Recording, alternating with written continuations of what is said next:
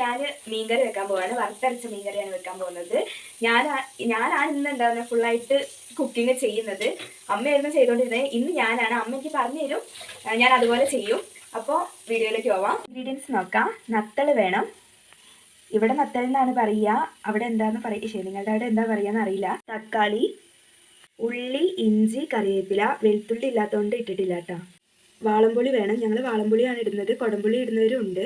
മഞ്ഞപ്പൊടിയും മുളക് പൊടിയും മല്ലിയും തേങ്ങയും മുളകും ചേർത്ത് അരച്ചതാണ്. ഇതിൽ വെളുത്തുള്ളി എന്തായിട്ടുണ്ട് ഇട്ടിട്ടുണ്ട്. നമുക്ക് ഗ്യാസ് കത്തിക്കാം.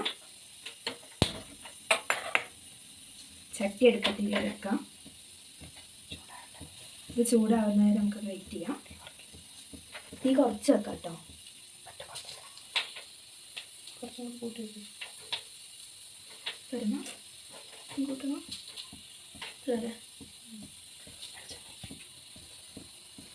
ചൂടായിട്ടുണ്ട്. 2 സ്പൂൺ നമുക്ക് വെളിച്ചെണ്ണ ഒഴിക്കാം. അമ്മ ഇവിടെ നിന്ന് പറഞ്ഞിരുന്നുണ്ട് കേട്ടോ, അല്ലാണ്ട് ഞാൻ ഇങ്ങനെയൊന്നും പറയില്ല. 2 സ്പൂൺ നമുക്ക് വെച്ചിട്ടുണ്ട്. നമുക്ക് കടുക് ഇട്ട് കൊടുക്കാം. ഞങ്ങൾ ഇവിടെ ചിക്കൻ കറിക്കാണെങ്കിലും മീൻ കറിക്കാണെങ്കിലും കടുക് ഇടും. കടുക് ഇട്ടാലാണ് ഞങ്ങൾക്ക് ഇഷ്ടം. ഇത് നമുക്കിതൊന്ന് അടച്ചു വെക്കാം. ഇനി പൊട്ടിത്തെറിക്കും. കടുക് പൊട്ടി കഴിഞ്ഞിട്ടുണ്ട്. നമുക്ക് തുറക്കാം. എന്നിട്ട് നമുക്ക് ഇതിലേക്ക് ഉള്ളിയും ഇഞ്ചിയും കറിവേപ്പിലയും കൂടി ഇട്ട് കൊടുക്കാം. പൊട്ടിയൊക്കെ തെറിക്കും, അതൊക്കെ സാധാരണയാണ്. എന്നിട്ട് ഇറക്കി കൊടുക്കാം.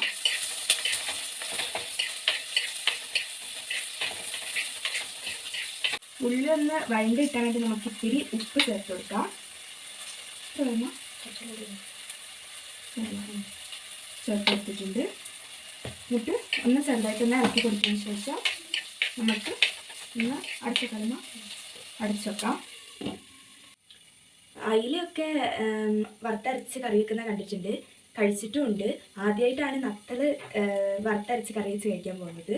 അമ്മേൻ്റെ മനസ്സിൽ തോന്നിയൊരു ഐഡിയ ആണ്. അപ്പോൾ ഉള്ളി വഴണ്ട് വന്നിട്ടുണ്ട്. നമുക്കിതിലേക്ക് തക്കാളി ഇട്ട് കൊടുക്കാം.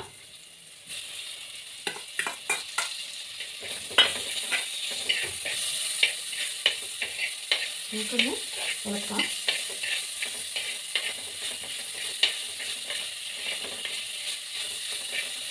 ഇത് നമുക്ക് കുറച്ചേരം അടച്ചു വെക്കാം.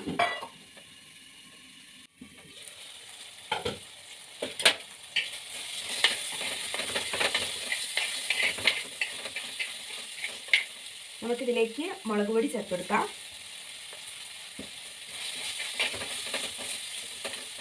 മഞ്ഞൾപ്പൊടി നമുക്ക് കുറച്ച് ചേർത്ത് കൊടുക്കാം.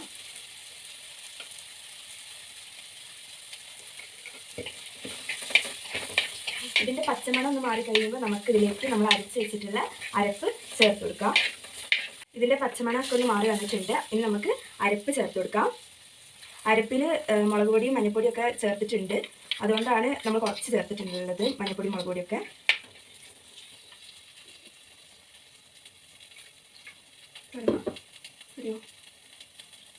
നമുക്ക് ഇതും കൂടി ഒന്ന് ചേർത്ത് കൊടുക്കാം.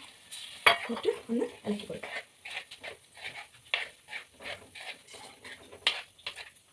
നമുക്കിതിലേക്ക് പുളിവെള്ളവും കൂടി ചേർത്ത് കൊടുക്കാം. എന്നിട്ടൊന്ന് ഇളക്കാം. പാകത്തിന് നമുക്ക് എന്താവാം വെള്ളവും കൂടി ചേർത്ത് കൊടുക്കാം.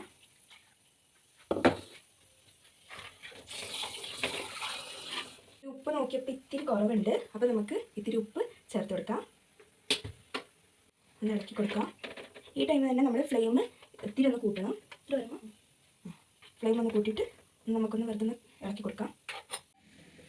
അപ്പോൾ ഇത് നന്നായിട്ട് തിളച്ചിട്ടുണ്ട്. നമുക്ക് തീയും കൂടി എന്താവാം ഒന്ന് കുറച്ച് വെക്കാം. ഇനി എന്താവാ നമ്മളുടെ മെയിൻ ആയിട്ടുള്ള നത്തൾ മീൻ കൂടി നമുക്ക് ഇതിലേക്ക് ചേർത്ത് കൊടുക്കാം. ഇതിലേക്ക് നമ്മൾ ചേർത്ത് കൊടുക്കുക. എന്നിട്ട് നമ്മൾ ഇതെന്താ വരുത് തവി ഇട്ടിട്ട് വല്ലാണ്ടൊന്നും ഇളക്കരുത്, കാരണം ഇത് പെട്ടെന്ന് പൊടിഞ്ഞു പോകില്ല. അതുകൊണ്ടാണ്. പിന്നെ ഇതിന് കുറഞ്ഞ തളയല്ലേ വേണ്ടുള്ളൂ. അപ്പോൾ ഒരു 2 തളയൊക്കെ ആകുമ്പോഴത്തേക്ക് നമുക്ക് എന്താവാം ഫ്ലെയിമൊക്കെ ഒന്ന് ഓഫ് ചെയ്യാം കേട്ടോ. ഇല്ലെങ്കിൽ ഇത് എന്താവും പൊടിഞ്ഞു. അതുകൊണ്ടാണ് നമ്മൾ മുഴുവൻ ചേർത്തിട്ടുണ്ട്. ഒരു മിസ്റ്റേക്ക് ഉണ്ടായിരുന്നു. എന്നാൽ തളയല്ല കുറവ്, വേവ് കുറവായതുകൊണ്ട് തള നമുക്ക് കുറച്ച് മതി എന്നാണ് ഞാൻ ഉദ്ദേശിച്ചത്. നമുക്കൊന്ന് മെല്ലെ ഒന്ന് ഇറക്കി കൊടുക്കാം കേട്ടോ. മതി, കഴിഞ്ഞത്ര മതി. എന്നിട്ട് ഇതൊന്ന് നമുക്ക് അടച്ചു വെച്ചിട്ട് ഇന്ന് സ്കൂള് വിട്ട് വരുമ്പോഴാണ് എന്തായത് മീൻ വാങ്ങിയത്. അമ്മ ജോലിക്ക് പോയിട്ട് വരുമ്പോൾ എന്നെ കൂട്ടിയിട്ടാണ് വരിക. ഞാൻ അമ്മ കൂടെ ഒരുമിച്ചാണ് വീട്ടിലേക്ക് വരിക. അപ്പോൾ മീൻ വാങ്ങാമെന്ന് വിചാരിച്ച് അങ്ങനെ മീൻ വാങ്ങിയതാണ്. ഇന്ന് എൻ്റെ വകയാണ് കറി എന്ന് വിചാരിച്ച് ഞാൻ അമ്മയടുത്ത് വാങ്ങാൻ പറഞ്ഞു. നമ്മളിങ്ങനെ പറഞ്ഞുകൊണ്ടിരിക്കുന്ന സമയത്ത് ഇതൊന്ന് ശ്രദ്ധിക്കണം. അങ്ങനെ തിളച്ചിട്ടുണ്ട്, കുറച്ചും കൂടി തിളയ്ക്കട്ടെ. അങ്ങനെ നമ്മുടെ കറി നന്നായിട്ട് തന്നെ തിളച്ച് വന്നിട്ടുണ്ട്. ഇനി നമുക്ക് ഇതിലേക്ക് കറിവേപ്പില ഇട്ട് കൊടുക്കാം.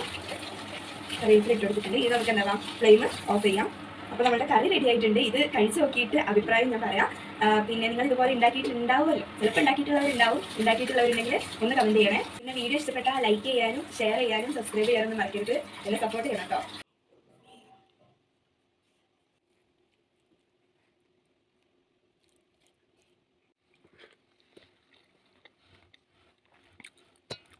നല്ല ടേസ്റ്റ് ഉണ്ട്. നമുക്ക് ചോറിനും നമുക്ക് ഇത് തന്നെ മതി. ഇനിയിപ്പോൾ ദോശ ഉണ്ടാക്കുകയാണെങ്കിലും എന്തുണ്ടാക്കുകയാണെങ്കിലും നമുക്ക് ഇത് തന്നെ മതി. നല്ല ടേസ്റ്റ് ഉണ്ട്. ഞാൻ ഉണ്ടാക്കിയോണ്ട് അറിയില്ല, നല്ല ടേസ്റ്റ് ഉണ്ട്. എല്ലാവരും ഉണ്ടാക്കി നോക്കണേ.